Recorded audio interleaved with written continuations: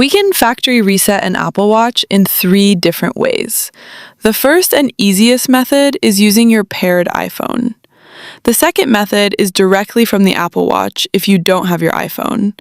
And the third method is if you forgot the passcode on your Apple Watch and don't have a paired iPhone. Let's jump into the first method using your paired iPhone.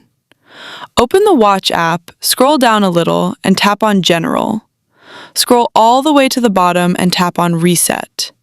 Select Erase Apple Watch Content and Settings. Confirm by tapping Erase All Content and Settings. During the reset process, your iPhone may ask you to enter your Apple ID password.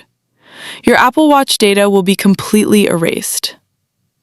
The second method is to erase the Apple Watch directly without using an iPhone. Unlock your Apple Watch and press the digital crown to go to the home screen. Tap the Settings app icon and scroll down to General. Scroll to the bottom and tap on Reset. Select Erase All Content and Settings, then confirm to start erasing your Apple Watch. Follow the on-screen instructions to complete the factory reset. With both methods, your iPhone automatically creates the latest backup of your Apple Watch before the erase begins.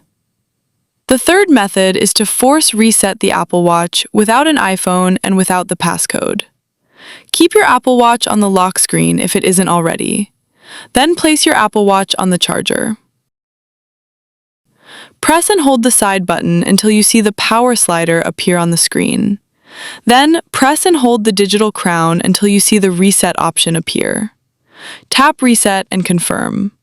All media, data, and settings will be erased.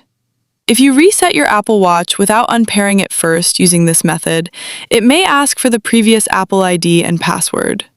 This is called activation lock. Make sure you have your Apple ID information ready before resetting.